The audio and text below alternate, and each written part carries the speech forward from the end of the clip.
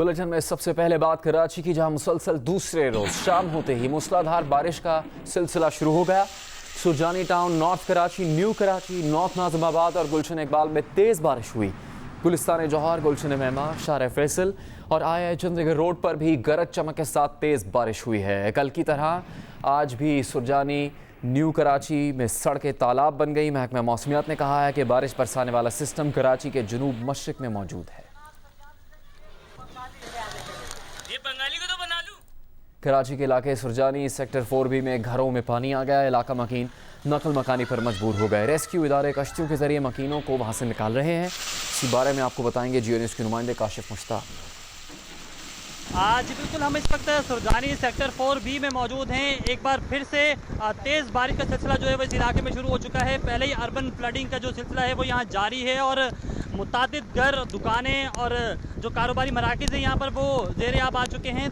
अब भी यहाँ पर ईदी फाउंडेशन की बोर्ड की जानिब से लोगों के नकल मकानी का जो सिलसिला है वो जारी है। हमारे साथ ईदी के रज़ाकार मौजूद हैं। पहले उनसे जानते हैं कि कितनी फैमिलीज़ को यहाँ से जो वो नकल मकानी की जा चुकी है। अब भी क्या सिलसिला जारी है यहाँ पर? कल से हम यहाँ पे काम कर रहे हैं। ये सुरजानी टाउन सेक्टर 4B है और यूसुफ गोड और सुरजानी 4B में हम 100 से ज़्यादा फैमिलियों के अब तक हमने इनको रेस्क्यू किया, इनके घरों से इनको महफूज मकामात तक पहुँचाया। ईदी रज़ाकार जो हैं वो बोर्ड की मदद से लोगों को यहाँ से नकल मकानी करवा रहे हैं। बहुत सारी फैमिलीज़ को यहाँ से जो है नकल मकानी की जा चुकी है। मेरे कैमरामैन अदनान हैदर अगर इस इलाके का व्यू दिखाएं तो आपको तमाम तर इलाका जो है वो इस वक्त तालाब का मंजर पेश कर रहा है। यहाँ बाकायदा नालों की जो सफाई है वो नहीं की गई थी, जिसकी वजह से पूरा इलाका ज़ेरे आब आ चुका है। ना सिर्फ इस सुरजानी के इस इलाके का हमने विजिट किया बल्कि मुख्तलिफ मकामात का हमने विजिट किया है। इसी तरह की सूरत हाल है। एक बार फिर से तेज़ बारिश का सिलसिला यहाँ शुरू हो चुका है और लोग जो है वो काफ़ी ज़्यादा परेशान हो रहे हैं यहाँ पर। जी, कराची की शार फैसल पर इस वक्त बारिश की क्या सूरत हाल है आपको बताएंगे जियो न्यूज़ के नुमाइंदे फैजान लाखानी। जी, इस वक्त मैं कराची के इलाके शारा फैसल में मौजूद हूँ। इस वक्त यहाँ तेज हैवी रेनफॉल हो रहा है, गरज चमक के साथ बारिश हो रही है।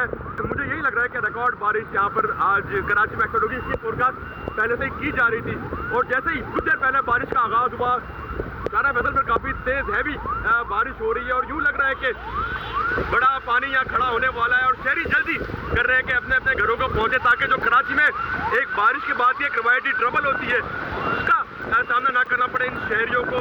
गरज चमक के साथ बारिश हो रही है, बिजली कड़क रही है, बादल गरज रहे हैं, बारिश हो रही है और तेज़ हवाएं भी साथ साथ चल रही है। ऐसी तेज़ बारिश हो रही है, ऐसी तेज़ हवाएं चल रही है कि मेरा अब यहाँ पे खड़ा रहना थोड़ा सा मुश्किल हो रहा है। यहाँ पे रिपोर्ट करना थोड़ा सा मुश्किल हो रहा है मेरे लिए। यहाँ से खड़े होके तेज़ बारिश हो रही है। हमारी पूरी कोशिश होगी कि जैसे भी हालात हो अपने व्यूअर्स को लम्हा ब लम्हा अपडेट से आगाह करते रहे। फैजान लाखानी अपडेट कर रहे थे। शदीद बारिश के दौरान उन्होंने अपनी ये वीडियो रिकॉर्ड की और शार फैसल पर क्या मनाजिर थे, बारिश के बाद किस तरह की सूरत हाल है, इसके बारे में आपको आगाह कर रहे थे। कराची के मुख्तलिफ इलाकों में शदीद बारिश की वजह से कई जगहों पर पानी जमा हो गया, कई इलाकों में पानी घरों के अंदर आ गया। कुछ इलाके ऐसे भी हैं जहाँ पर इलाका मकीनों को अपने घरों को खाली करना पड़ा है शदीद बारिश के बाद पानी जमा होने के बाइस। और कराची के मुख्तलिफ इलाकों के मनाजिर इस वक्त आपके सामने हैं।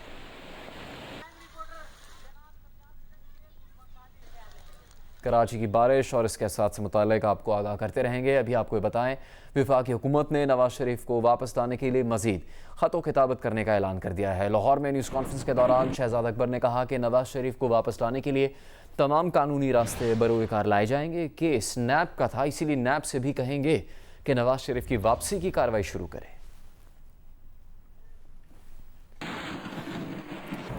दूसरी तरफ नैब ज़राए ने कहा है कि नवाज शरीफ को बरतानिया से वापस लाने में नैब का कोई किरदार नहीं है। नैब ज़राए ने कहा है कि नवाज शरीफ को बैरून मुल्क जाने देने की इजाज़त नैब ने नहीं बल्कि हुकूमत ने दी थी।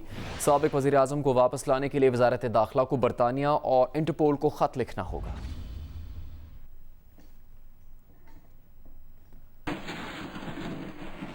मुस्लिम लीग नून के रहनुमा ख्वाजा आसिफ ने कहा है कि लंदन में साबिक़ वज़ीर आज़म नवाज शरीफ का इलाज कोरोना वायरस की वजह से शुरू नहीं हो सका। सियालकोट में जियो न्यूज़ से गुफ्तगू करते हुए ख्वाजा आसिफ ने कहा कि नवाज शरीफ की सेहत को मुस्तकिल हल की ज़रूरत है जो जल्द शुरू होगा। हुकूमत नवाज शरीफ की वापसी के लिए जो रंगबाजी करने जा रही है इससे कुछ नहीं होगा। नवाज शरीफ अदालत की इजाज़त और तमाम कानूनी तकाज़े पूरे करके बरतानिया गए। कोविड की वजह से उनका इलाज नहीं हो सका और अल्हम्दुलिल्लाह उनकी सेहत जो है पहले से बेहतर है, लेकिन उनको एक परमानेंट सलूशन जो है उनकी सेहत के मुतल्लिक़ जो है उसकी ज़रूरत है, जो जल्दी होगा और वो वतन वापस आएंगे। और जो वो कार्रवाई करने जा रहे हैं, मेरा नहीं ख्याल कि कतई तौर पे कि अदालतों से सिवाय रंगबाजी के और कोई हुकूमत के पास कोई जवाब नहीं है। अदालत ने उनको बाहर भेजा हुआ है, अदालत की इजाज़त से वहाँ पे गए हुए हैं, तमाम कानूनी कार्रवाइयाँ पूरी हुई हैं। बुलेटिन में अभी आपको दिखाते हैं फिरोजवाला में पेश आए वाक़े की वीडियो, जब कानून को बालाए ताक रखते हुए एक शख्स ने घर की बालकनी से वीडियो बनाती लड़की पर कातिलाना हमला कर दिया।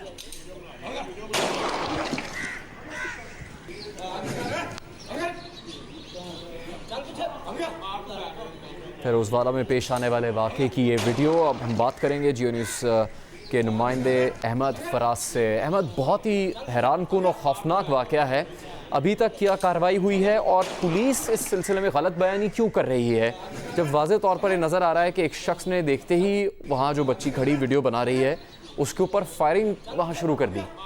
अभी सूरत हाल क्या है इस वाक़े के बाद? जी बिल्कुल जी, पुलिस की जानिब से इस वाक़े का मुकदमा तो दर्ज कर लिया गया, सिर्फ एक कार्रवाई मुकम्मल की गई है, क्योंकि ये जब वीडियो सोशल मीडिया पर वायरल हुई थी तो लोकल पुलिस जो थी, मुकामी पुलिस, उसको भी इस वाक़े से बिल्कुल वो लाइलम थी। और जब सोशल मीडिया पर ये वीडियो वायरल हुई तो डीपीओ जो शेखपुरा थे गाजी सलाहुद्दीन, उन्होंने इसका नोटिस लिया और नोटिस लेने के बाद इसका पूरी मुकदमा दर्ज किया गया। लेकिन ये जो मुकदमा दर्ज किया गया होना तो ये चाहिए था कि जिस तरह आप फुटेज में देख रहे हैं, जिस तरह ये नौजवान गजन फरीज का नाम बताया गया, जिस तरह ये उस बालकोनी पर फायरिंग कर रहा है उसकी तरफ देखते हुए जिस पर इसने फायरिंग की है, मुकदमा तो ये उसकी मुद्दत में दर्ज होना चाहिए था। असूलन जिस पर इन्होंने फायर किया है या आप देख रहे हैं, इस जिस पर फायर किया उसकी मुद्दत में ये मुकदमा दर्ज होना चाहिए था, लेकिन ये मुकदमा जो है वो पुलिस ने अपनी मुद्दत में दर्ज किया है। थाना फिरोजवाला के एक ASI थे मुख्तार, और उसमें ये भी अमर काबिल जिक्र है कि ये जो मुकदमा दर्ज किया गया है ये बिल्कुल मुख्तलिफ दर्ज किया गया है। इसमें वाकया ये बनाया गया कि जी लोकल पुलिस को इतला मिली कि इस मोहल्ले में कुछ नौजवान जो है वो पिस्टल के साथ फायरिंग कर रहे हैं, और इसी को तहरीर बनाकर बुनियाद बनाकर मुकदमा दर्ज किया गया। इस FIR में इस वीडियो तक का जिक्र नहीं किया गया, क्योंकि ये तो एक दाहिनी शहादत थी जिसको अदालत में साबित किया जा सकता था कि इसने जिस तरह फायरिंग की है, जिस तरह बहुत ज्यादा इसने खौफ और हाल फैलाया, इसको अदालत में साबित करके इसको मुल्जिम साबित किया जा सकता था, सजा दिलवाई जा सकती थी। लेकिन लगता ये कि शायद डेलिब्रेटली ये जो है ये FIR जो दर्ज की गई है ये इस लड़की की मुद्दत में दर्ज नहीं की गई, और ना ही इस वीडियो का जिक्र किया गया है, और ना ही जो क्राइम सीन आप देख रहे हैं इसका जिक्र किया गया है। सिर्फ ये जिक्र किया गया है कि पुलिस को इतला ये मिली है कि वहां पे कुछ लोग फायरिंग कर रहे हैं, और इसी को बुनियाद पर ये मुकदमा दर्ज किया गया। लेकिन जब ये वायरल हुई वीडियो तो उसके बाद पुलिस ने जो मुकदमा दर्ज किया वो सिर्फ 2 आम दिफा थी जो बेलेबल थी, जिनमें बेल हो सकती है, एक 337H2 और 13-20-65, इन दोनों दिफा के तहत मुकदमा दर्ज किया। इन दोनों में तो उसकी बेल हो जानी थी, लेकिन जब ये वीडियो वायरल हुई फिर उसके बाद DPO ने दोबारा नोटिस लिया है और अब इस मुकदमे में 324 का इंदराज दोबारा कर दिया गया है, यानी कि नॉन बेलेबल एक जुर्म दर्ज कर दिया गया है। अच्छा अहमद फराज, अब ये जो मौक़िफ़ है पुलिस का उससे तो लग रहा है कि या पहले पुलिस इन मुल्ज़िमान के साथ मिली हुई थी या इनको बचाने की कोशिश कर रही थी, इस बच्ची की जान भी जा सकती थी, बहुत ही कोई ख़तरनाक ये जराइम पेशा अफराद है जिस तरह उस शख्स ने फायरिंग की। ये पता लगा है कि जो असला इस्तेमाल किया जो उसके पास था उसका लाइसेंस उसके पास मौजूद है। मज़ीद इन लोगों के खिलाफ क्या कार्रवाई हो रही है, ये जराइम पेशा लोग जो इस वीडियो में नजर आ रहे हैं? बिल्कुल जुनैद, ये जो जराइम पेशा अफराद नजर आ रहे हैं, इन्होंने जो वेपन जो इसने कैरी किया हुआ था इसका लाइसेंस नहीं था, और इसी वजह से इसका जब वेपन का लाइसेंस ना हो तो 13-20-65 का मुकदमा दर्ज किया जाता है, और अगर ये किसी का पिस्टल इस्तेमाल कर रहा होता तो यकीनन फिर 16-20-65 का मुकदमा दर्ज होता। लेकिन ये दोनों ही जो है वो बेलेबल है, बेलेबल ऑफेंस है। लेकिन अब जो इस मुकदमे में जो इंदराज किया गया है वो 324 दफा को आजाद किया गया है, यानी कि वो लगा दी गई है। लेकिन लामहल्ला अगर ये कोर्ट में भी जाते, कानूनी माहिरीन का ये कहना कि अगर ये कोर्ट में चलता है मुकदमा तो क्योंकि इसमें किसी को जख्मी नहीं किया गया, कोई मजरूब नहीं हुआ, तो हो सकता है कि इसमें भी उसकी बेल हो जाए मुल्जिम की। जी बहुत शुक्रिया इस तफसील के लिए अहमद फराज।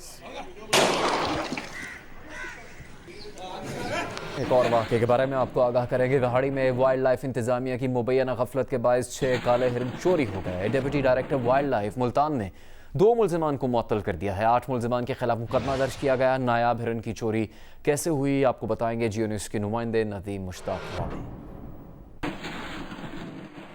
जी, हम इस वक्त मौजूद हैं विहाड़ी चिड़ियाघर में, जहाँ पे गुज़श्ता शब 6 हिरन चोरी हो गए थे। मेरा कैमरामैन अगर दिखा सके, हम आपको वो जगह दिखाते हैं जहाँ से ये चोरों ने इस दीवार के नीचे से गड्ढा खोद के नकब लगाई, जिसको अब मिट्टी डाल के बंद कर दिया गया है। यहाँ से उन्होंने एंट्री डालकर ये जो हम दिखा सकें अगर आपको कि ये केज है जहाँ से उन्होंने ये हिरन चुराए और चोरी करके ले गए। इस सिलसिला में महकमा वाइल्ड लाइफ के डायरेक्टर मुल्तान ने 2 मुलाजमीन को मुअत्तल कर दिया है और इसके साथ साथ इस चोरी का मुकदमा 8 मुलजमान के नाम दर्ज हो चुका है। मैलसी जो विहाड़ी की तहसील है उसकी और खानेवाल से 2 ब्रीडिंग फार्म के लोग शामिल हैं, जिनके मतलब शुबा ज़ाहिर किया जा रहा है कि वो पंजाब में दीगर इलाकों में भी चोरी की ऐसी वारदातों में मुलव्वस थे। जी। डिफेंस कराची में डॉक्टर महाली की मौत को पुलिस ने खुदकुशी करार दिया। एसएसपी साउथ का कहना है कि पुलिस ने तफ्तीश मुकम्मल कर ली। महाली को पिस्तौल फराहम करने के इल्ज़ाम में 2 मुलजिमान को गिरफ्तार किया गया है।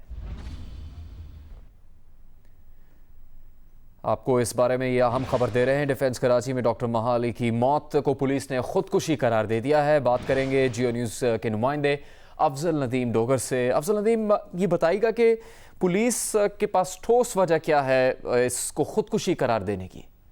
देखिए, 4 रोज से पुलिस इसमें काम कर रही थी। जो तफ्तीशी माहिरीन है उन्होंने हर पहलू से इसका जायजा लिया है। जो ठोस शवाहिद ये मिले हैं कि जब बाथरूम में जो बताया गया कि महाली बाथरूम में गई, बाथरूम में जाके शावर चलाया, उसके नीचे बैठ के उसने जो है वो कनपट्टी पे गोली मारी और ये तमाम जो जाए वकुआ का मुआयना करने के बाद ये सारी चीजें साबित हुई। फिर उसके बाद एक था कि शायद किसी और ने उसको गोली मारी है। जब ये चीजें हुई तो बाथरूम का जब मुआयना किया गया तो बाथरूम का दरवाजा भी टूटा हुआ मिला। फिर पुलिस को मजीद जो है वो कुछ ऐसे शवाहिद मिले हैं जो रिकॉर्ड पे जाहिर नहीं, लेकिन उससे साबित हुआ है कि उसने जो है वो खुदकशी की थी। तहाँ वो पिस्तौल उसके पास कहाँ से आई, जब ये तफ्तीश हुई तो पिस्तौल जो थी वो साद सदीकी के नाम थी, जो कि ताबिश कुरैशी इनके एक दोस्त हैं, उन्होंने इसको लाकर दी थी। कुछ और चीजें भी इसमें सामने आई हैं जिसमें खुदकशी क्यों की, ये जब पुलिस ने कुरेदने की कोशिश की तो एक इनका किरदार है जुनेद, जिसका कुछ इनसे दोस्ती से रही कुछ अर्सा तक और उसके बाद से जो है वो इन पे तशद्दुद करता था। कुछ और चीजें ऐसी सामने आई हैं जिससे वो डॉक्टर माहा जो है वो इस मजबूर हुई कि उसने अपने आप को जो है वो खात्मा किया। बहुत शुक्रिया इस मालूमात के लिए अफजल नदीम डोगर। सदर मुस्लिम लीग नून पंजाब राना सनाउल्लाह ने शेख रशीद के बयान का जवाब देते हुए कहा है कि मरीम नवाज की नैब में पेशी शेख रशीद और इमरान खान की सियासत पर ठा करके लगी है। शेख रशीद नवाज शरीफ का नाम लेकर अपनी थकी हुई बोसीदा सियासत को जिंदा रखते हैं। APC अभी हुई नहीं, लेकिन शेख रशीद की टांगें अभी से कांप रही हैं।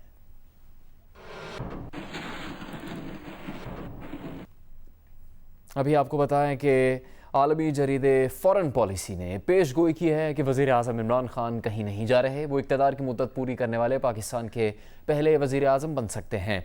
जरीदे फॉरेन पॉलिसी में शाया मज़मून में कहा गया है कि मुल्क की सियासी सूरत हाल पर किसी का ख्याल है कि सियासी तूफ़ान आखिरकार हुकूमत को ख़त्म कर देगा, तो कोई पार्लिमानी निज़ाम के बजाय अबूरी इंतज़ामिया का दावा कर रहा है।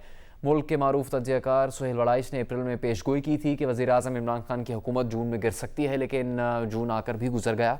हुकूमत अपनी जगह पर कायम है।